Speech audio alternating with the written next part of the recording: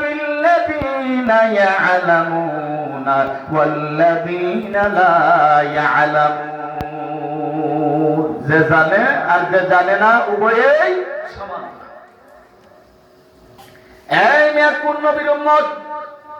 চিন্তা করে তো দেখলেন না কোন নবীকে নবী পাইলেন, কোন নবীর উম্মত হইলা যুবক? তুমি তো চিন্তা করলা না, তুমি তো তোমার শান বুঝো না, তুমি তোমার মান বুঝো না, তুমি তোমার আসল বুঝো না, তুমি তো ইহুদি খ্রিস্টান নাসারাদের পন্থা অবলম্বন করে ইহুদি খ্রিস্টান নাসারাদের রাস্তায় তোমার আমার জীবনকে আমরা পরিচালিত করতেছি।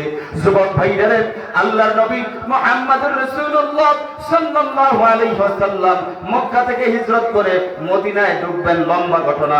শুধুমাত্র নবীর পরিচয় আপনাকে দিতে চাই। আল্লাহর নবী মদিনায় ঢুকবার আগে উম্মে মাবাদ নামে একজন মহিলা তার বাড়ির সামনে দিয়ে যাচ্ছেন। হযরত আবু বকর ডাক দিয়ে বলে, হুজুর গো, যা ছিল রাস্তার মধ্যে সব শেষ, পানি পান করার প্রয়োজন ব্যবস্থা করে দিন। আল্লাহর নবী উম্মে মাবাদের বাড়ির সামনে দাঁড়ায় ডাক দিলেন, বাড়িতে কে আছো রে? একটু পানির ব্যবস্থা করা যাবে কিনা? ঘরের ভিতর থেকে আওয়াজ আসছে, এ মুসাফির, আমি একজন বৃদ্ধা মহিলা, আমার স্বামী বাড়িতে নাই, কাজের সন্ধানে গেছে। বলে একটু পানির ব্যবস্থা। বলে পানির ব্যবস্থা নাই, কি পান করাবো? বলে একটু দুধের ব্যবস্থা করেন। বলে ঘরে কোনো দুধ নাই। বলে তো বকরিটা দেখা যায়, বকরিটা দহন করে পানাই আমাদেরকে একটু দুধ দেন। মহিলা ডাক দিয়ে বলে, রে মুসাফির, এই বকরির বাচ্চা নাই, দুধ আসবে কোত্থেকে? আল্লাহর নবী ডাক দিয়ে বলেন, মা গো, একটা পাতিল দাও দেখি, চেষ্টা করে দুধ আসে কিনা। বৃদ্ধা অত্যন্ত আশ্চর্য হয়ে গেল যে বকরির বাটের মধ্যে, যে বকরির বাচ্চা নাই, ওই বাটের মধ্যে কেমনে দুধ আসবে? কৌতূহলী হইয়া একটা পাতিল আল্লাহর নবীর কাছে পাঠাইয়া দিল। আল্লাহর নবী পাতিল হাতে নিয়ে বকরির বাটের নিচে রাখা আল্লাহর নবী হাত মুবারক দিয়া, বরকতি হাত মুবারক দিয়া যখন ওই বকরির বাটের মধ্যে যখন টাচ করলেন, ছুঁয়ে দিলেন, আল্লাহ রাসূলের হাতের বরকতে বাচ্চাহীন বকরির বাটের মধ্যে দুধে কানায় কানায় পূর্ণ হয়ে গেল। আল্লাহর নবী ওই বাটের দুধ দহন কইরা ওই পাতিলের দুধগুলি নিয়ে তিনি নিজেও পান করলেন, আবু বকর পান করালেন। যা বললেন, ও মা, আপনিও এই পাতিলের দুধ পান করবেন, আপনার স্বামী যখন আপনার বাড়িতে আসবে তাকেও একটু দুধ পান করার জন্য একটু রাইখা দিবে। সম্মানিত হাজিরিন, আল্লাহর নবী চলে গেছেন। এবার চলে যাওয়ার পরে কিছুক্ষণ পরেই উম্মে মাবাদের স্বামী ঘরের মধ্যে আসছে, বাড়িতে আসছে। আইসা দেখে তার বাড়িটা সুঘ্রাণ হয়ে গেছে, তার বাড়িতে বাতাসে বাতাসে এইভাবে সুঘ্রাণ বইতেছে। ডাকতে বলে, প্রিয়তম স্ত্রী, জানতে চাই আজকে আমার বাড়ির দৃশ্যই পাল্টে গেছে, বাড়িতে সুঘ্রাণে ভরপুর হয়ে গেছে। জানতে চাই গো, আমার বাড়িতে কোন মহাপুরুষের আগমন ছিল কিনা?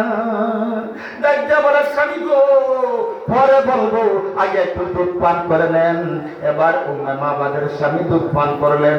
ডাকতে বলে, প্রিয়তম স্ত্রী রে, এমন সুস্বাদু দুধ পান করাইলেন, জন্ম নেওয়ার পরে এমন দুধ কোনোদিন পান করি নাই। বলেন আল্লাহু আকবার। নবীর উম্মতেরা, নবীর মহব্বত, নবীর ভালোবাসা, নবীর সুন্নাত তোমার মধ্যে নাই। কোন বরকতের নবীকে তোমার আমার নবী হিসাবে আল্লাহ পাঠাইলেন দুনিয়ার মধ্যে? হযরতে উম্মে মাবাদ ডাক দিয়া বলে, প্রিয়তম স্ত্রী, দুধ পাইলা কই? বলে, স্বামী গো, একজন মুসাফির সাথীদেরকে নিয়ে তারা নাকি মক্কা থেকে মদিনায় যাবে, বাড়ির পাশে দাঁড়ায় বলছে পানি চাই, পানি দিতে পারি নাই। আপনার কাছে, আপনার বাড়ির আমার কাছে খাবারের চেয়েছে, খাবারও দিতে পারি নাই। আপনার পরিচয় জানতে চাইছে, আমি বলেছি বাড়িতে নেই, কাজের সন্ধানে গেছে। আশ্চর্যের ঘটনা হলো, তিনি আমার কাছে পাতিল চাইছেন বকরির দুধ দহন করবার জন্য। আমি বলছি বকরির বাচ্চা নাই, তিনি এরপরেও বলছেন পাতিল দাও, চেষ্টা করে দেখি।